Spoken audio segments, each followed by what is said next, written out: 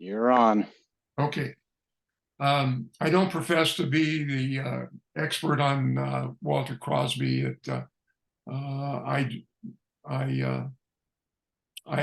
acquired a number of materials from his grandson, which enabled me to uh, gain a enhanced respect and admiration for Walter Crosby. Based on the dates that are on this slide, I presume that he's about 66 years old upon death. There is some controversy about how old he was when he first joined the Navy.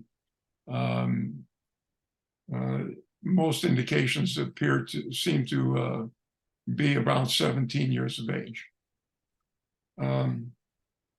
I'm sure some of you may have more detail and could supplement some of the things you'll be seeing today. So as we get further along, if that's applicable, we'll do that.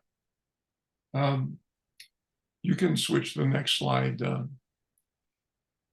This is one of Walter's earliest photos. Others that I have are full body photos in early Navy style uniforms.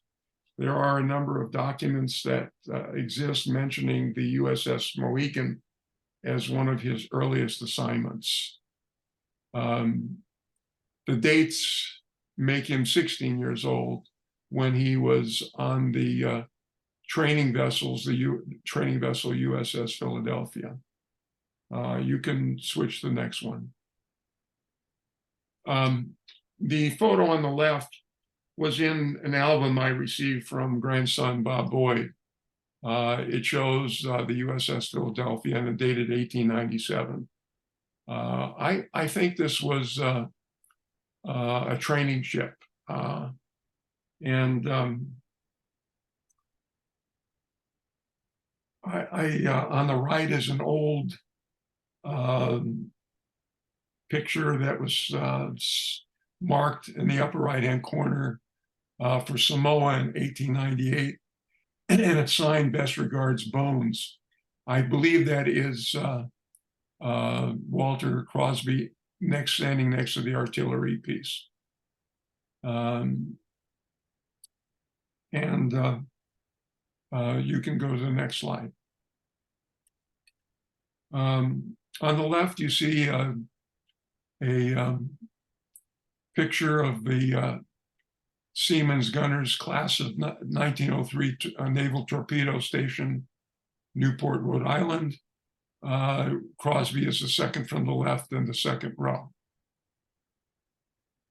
On the right is a picture of him taken with his foot on the 5-inch guns that are to be installed on the USS Chattanooga in Bremerton, Washington. This is where he served on the USS Chattanooga for a long time.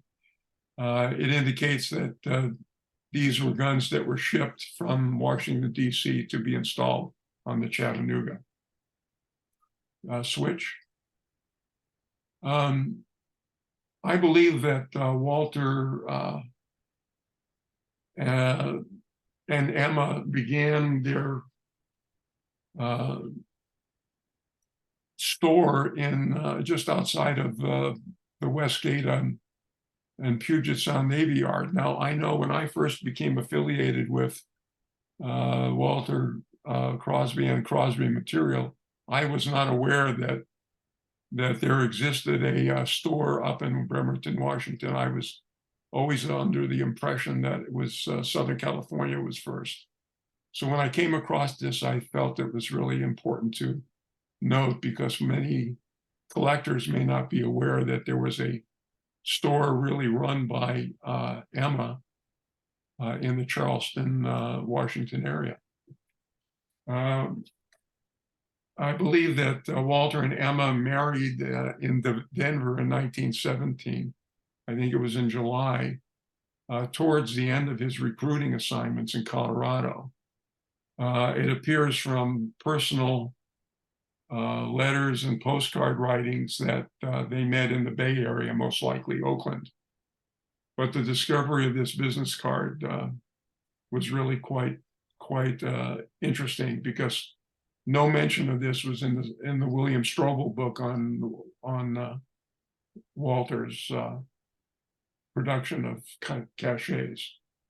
I became aware of Crosby primarily, and my introduction to Crosby was through Alan Klein, who I met at a Southern California Airmail Society meeting.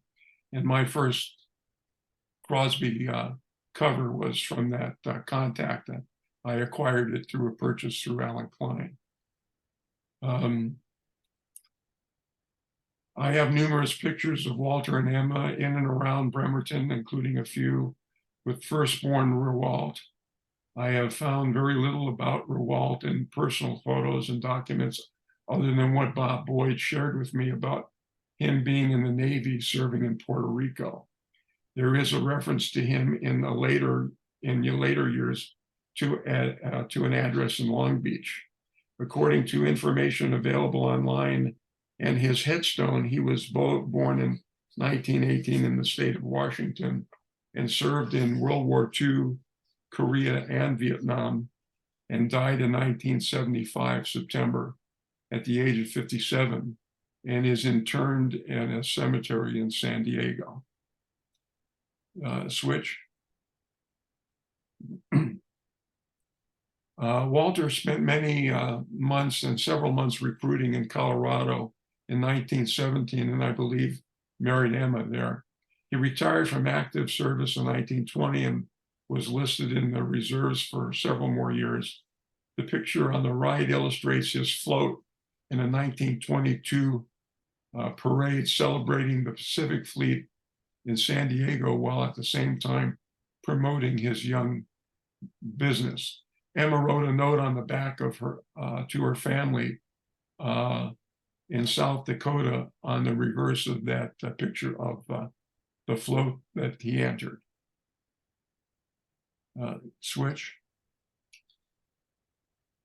The certificate acknowledges Walter's membership in the Cabrillo Day Association, signed by local businessmen, community, and local officials, and his testimony to his community spirit and active participation in local activities in his attempt to be an integral part, contributing business and leader, and a unifying force with the naval fleet. I believe this certificate really establishes the fact that his first store was really in San Pedro rather than in Long Beach.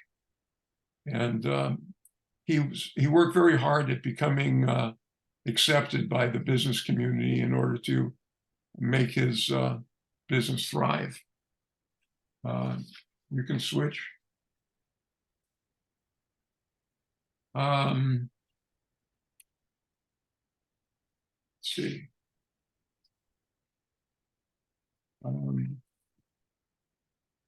I've included these two photos for they illustrate construction. Where am I? Is this slide 9? What Slide number 8. on, Steve? Slide 8. Slide 8. Okay. It's kind of self-explanatory. It's the picture of 1920 in San Pedro. He remained in the reserves in 1928. The certificate in the previous slide established his community involvement in supporting. His relationship to the fleet was maintained through an officer's or through a club that existed on shore. I believe that the picture in the middle was, I believe it to be the first store he opened. And if you look closely at the top, it says World Series sponsored by Pickett's Bones Place, San Pedro Loan and Jewelry. I think his first store was basically a shared storefront. And if you look carefully at the top, there's kind of a makeshift board where he could list the lineups for the different teams that were playing in the World Series, kept the score so the servicemen could accumulate outside the store and basically keep tabs at what was taking place in the World Series games. And I have other pictures that seem to illustrate and show servicemen huddled outside watching the makeshift board as the game progressed. On the right hand side is it says, read the signs with an orange arrow pointing to the sign next door to where it says Los Angeles Transportation. And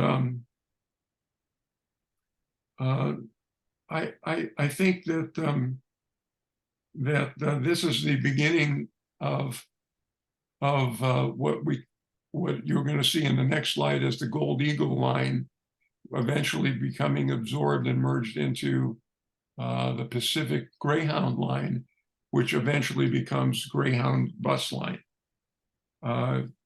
What's so marvelous about this is that he is in a perfect location.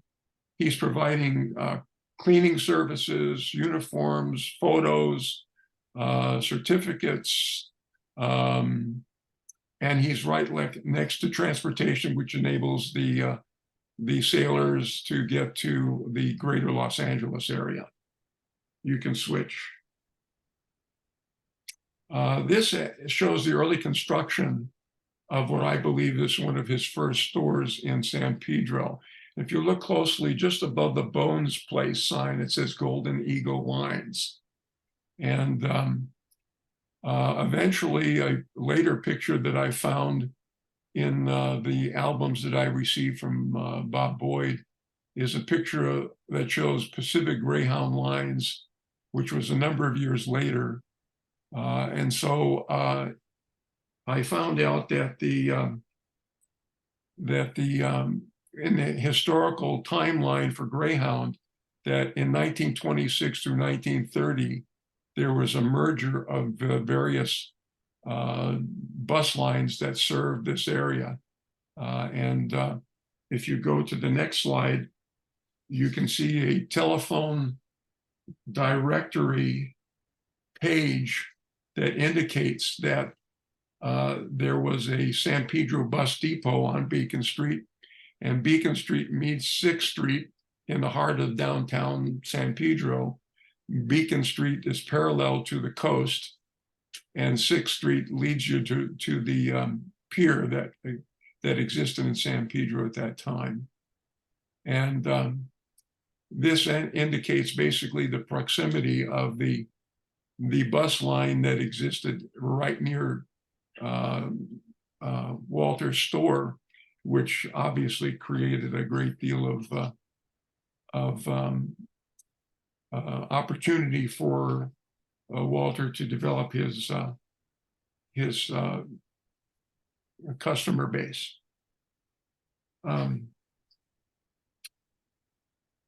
You may go on to the next one. Okay. Captions on this are basically self-explanatory. The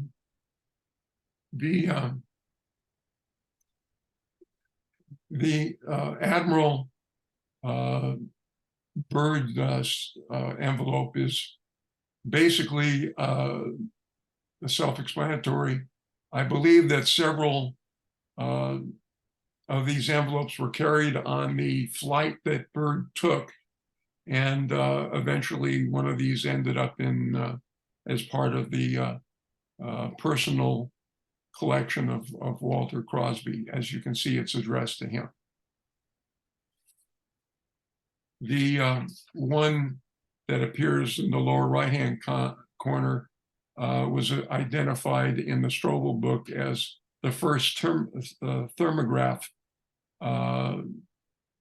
cachet that was produced by Crosby. What you see also is the most recognizable component, which is that paste-on photograph that becomes so much associated with and so recognizable with the Crosby style. You can go on to the next one.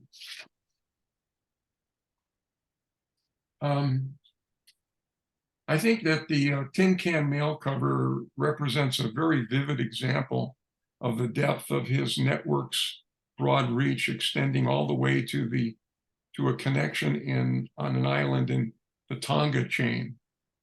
The signed USS Pennsylvania flagship transition cover must have been part of his personal collection.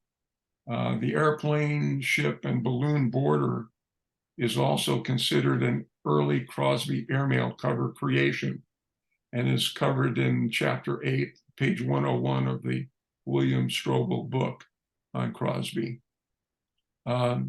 Fantastic connections that extended even into the island chain of Tonga in the Pacific. Thank you. Next one.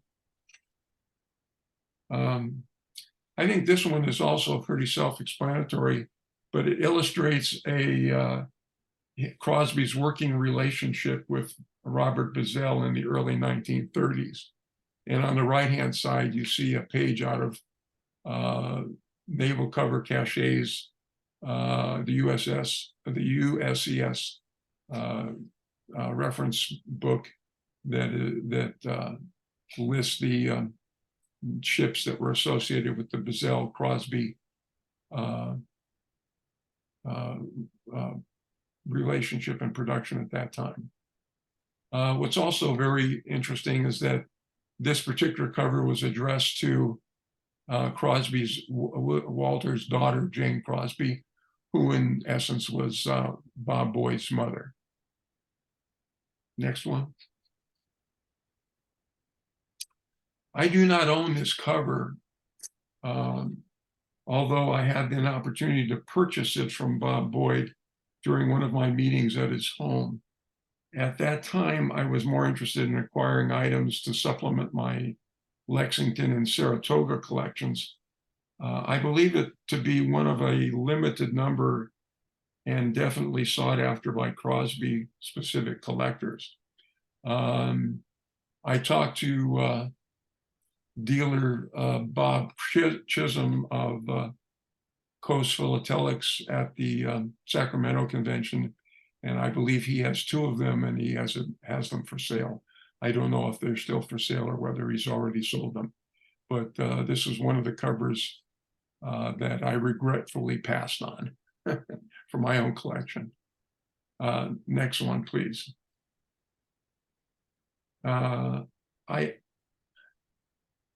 This cover, to me, has all the elements that shout Crosby. In my opinion, this is the personification of a Crosby cover. I feel this was during the pinnacle of his success and recognition. I included a photo of his good friend, mail clerk Harry Moore, who typifies a successful collaboration during this period in Crosby's development. It's addressed to Walter Crosby in care of William Hepner, which was a brother of Emma, who still lived in South Dakota at the time. It's got all these beautiful elements. It's got postage that was from the 1933 period. It has a USS or Constitution cancel. It's got a beautiful cachet, and it's signed by the artist. It's signed by Harry Moore and signed by Crosby, and it's got that newly created airmail envelope that was designed by Crosby. So to me, this is one of the highlights of my collection. Next one. This cover appears in the Strobel book on page 107.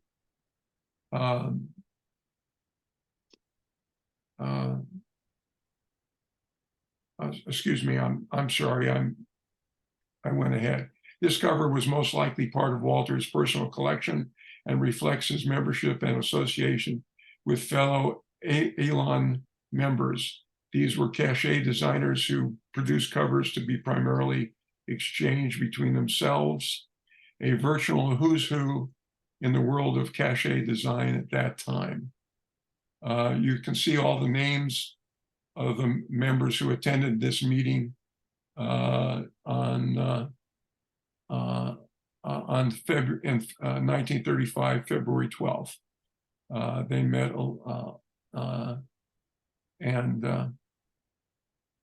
excuse me, they met in December of 1934, but the Macon was part of the cachet, which was lost off the Big Sur coast in 1935. Also a beautiful cover in my collection. This cover appears in the Strobel book on page 107, but only with a single USS Greb cancel. I believe it was the Greb that accompanied Old Ironsides for part of its visit to the West Coast in the 1930s. This is in my collection. The caption explains it in detail. Thank you. Next one. This represents only one of several versions of Crosby covers produced for this event.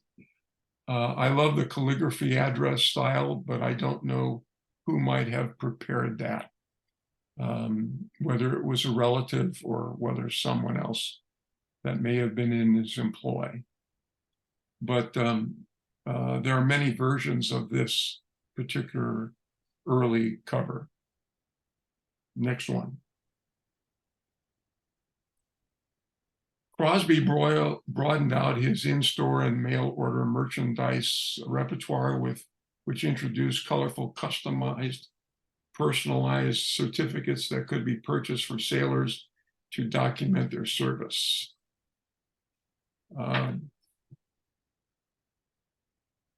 This is one of those examples. Would you go to the next one, please? These are additional examples of Crosby certificates which document a sailor's military assignments. All of those certificates I have examples of in my collection. Next one. These two photos illustrate a gradual expansion of Crosby's Long Beach presence, which most likely began around the 1930-31 period. On the left is an internal picture that shows how well organized and how sophisticated his interiors have become, and how appealing they now are presented. These merchandise is presented to those in the Long Beach area.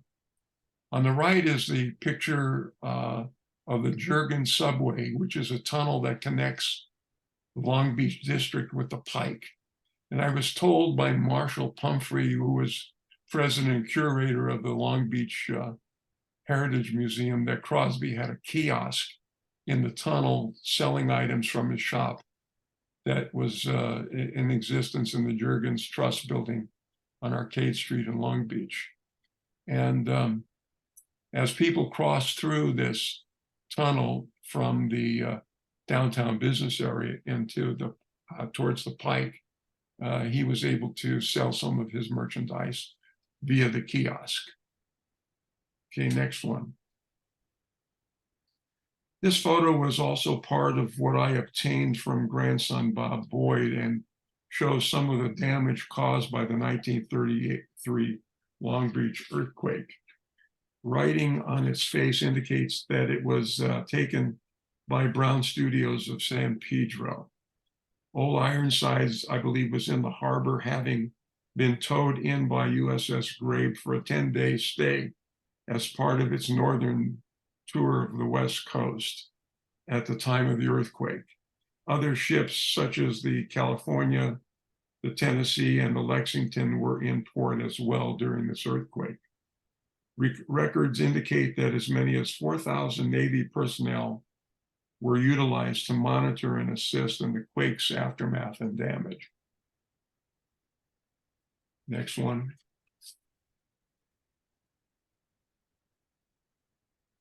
These are additional examples of Crosby. Let's see, where am I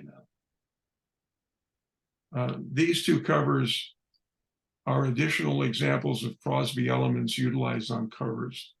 The one up in the upper left is an example of what Strobel refers to in his book as the Special Crosby Cachet, which celebrates the 40th anniversary of the Langley. The one in the lower right covers our additional elements of Crosby utilized, but the medallion on the Lexington cover may have been associated with C.S. Nelson's contribution, because I have not seen it on many other Crosby covers. Some of you may have additional information that I'm not privy to. Next one, please. This is another example of a Lexington Type 3 cancel illustrating a map and paste-on picture style naval cover. It also shows an uncut sheet of Lexington photos that, according to a story shared by my friend and mentor, Alan Klein, it says that wives of sailors were paid a penny apiece to cut them up. The Strobel book lists Chamber of Commerce or junior chamber members as the primary sources of labor applying cachets associated with the Crosby envelopes. So there are two different stories. Either story is very interesting. This particular cover is the number 10 cover, has all the elements that are identified with the Crosby style: thermography, paste on photos, and a patriotic symbol. This is a gorgeous cover and is just beautifully done. The caption talks about also the eventual relationship that Crosby will have with Edwin Haworth, and it identifies the chapter and page number where it shares the relationship that is established with him. The relationship extends into the 1940s. Next one. This cover on the left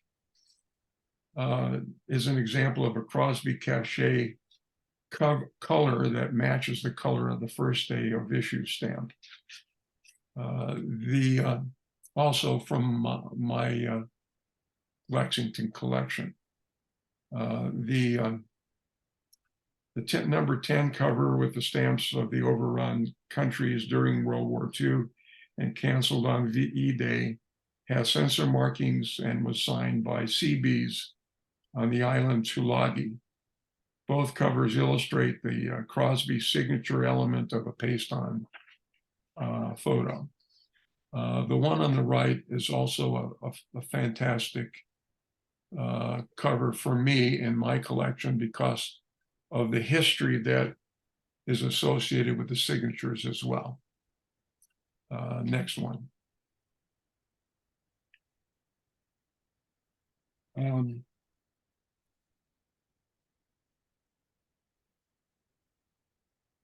This basically is self-explanatory, but introduces you to a whole new relationship. This is another example of an important Crosby collaboration during Operation High Jump that resulted in a creative and relatively exclusive cover production. The 17-year-old Hagner becomes a stuntman in Hollywood after his stint in the Navy, and eventually is influential in creating the Stuntman's Hall of Fame. The more detail is provided in an article I wrote in the February 2021 article that I wrote. But the number 10 envelope at the top, as you can see, has a small reproduction of what I believe was the USS Philippine Sea. My friend Phil Doctor owns I believe the original that has a paste-on cutout of that that particular ship. There are only a few of those covers as far as I know. The lower right has an explanation of and a picture of what Hagner looked like when he was 17 years old, and another cover that was produced with the icebreaker Northwind making up the paste-on picture there. Those penguins seem to become associated with the Hagner style. This is a picture of the Crosby cover album, and a published ad for the album that had room for 800 covers, and initially sold for about $15.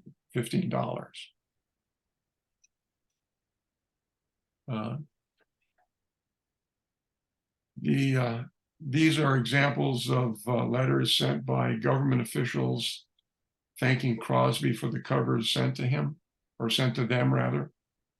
Others from FDR's personal secretary are in my collection as well. I do know that Bob Boyd has retained some of the covers that were originally sent to Franklin Roosevelt and were purchased back by Crosby by someone who sold them to him from an auction. Next one. I'm guessing that most Crosby collectors, as in my case, were not aware that another sideline hobby business was the etching of designs on artillery shells that converted into lamps. I have copies of letters written to potential customers touting the virtues of his creations, these etched shells. Grandson Bob Boyd has a couple of them, one of which he brought to one of our USS Ronald chapter meetings at my home. This is a picture of Crosby himself working on one of the shells, and two employees down below working on them as well. Next slide.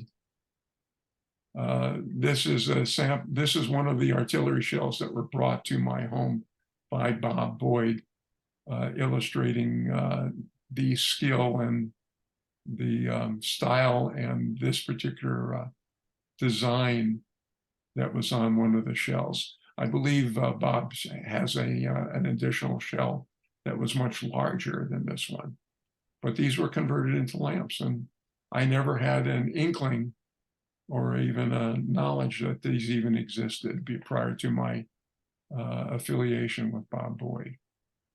Next one. These are, on the left is a picture of Milt Nalibaugh with Bob Boyd's mother, Jane, Walter's daughter.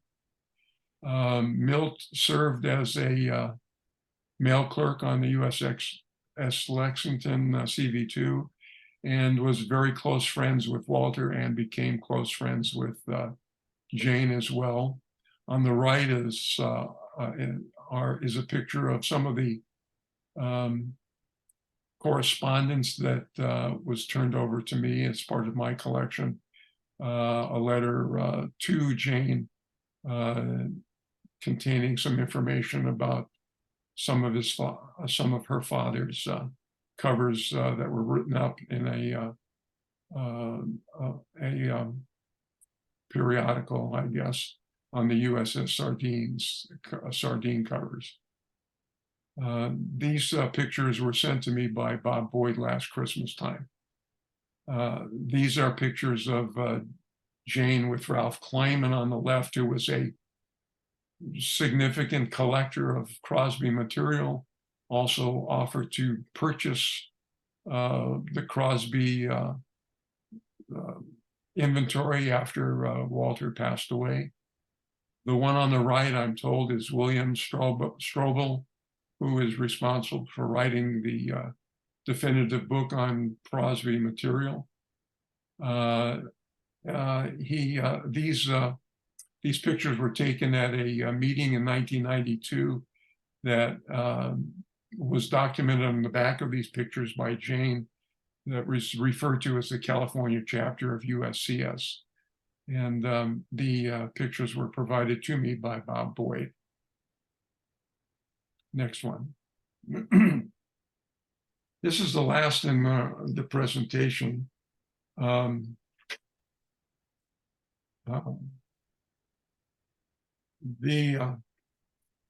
This is a picture, I'm sure was a portrait taken of him as he served in the Navy.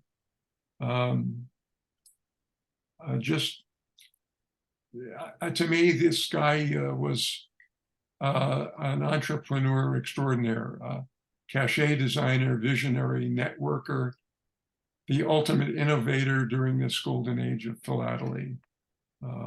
Just think of all the people that were affiliated with Crosby. He worked with Bazell and Bartley and Burkhalter and Sarah Litton and Flugel. He worked with Steinmetz, Haworth, and various artists. Just amazing, his relationships, collaboration, his desire to further the appreciation of covers at that time. I don't think he was selfish in any way, shape, or form. He was enthusiastic, and he probably carried the naval cover collecting abilities further than anyone that I know. And I thank you for allowing me to present. I hope that it was of interest to you. And I apologize for the tardiness in which it was presented. And I hope that some of you may have some additional comments and could supplement the presentation in some way, because I'm sure there's more to be gained and more knowledge to be obtained as time goes on. Thank you.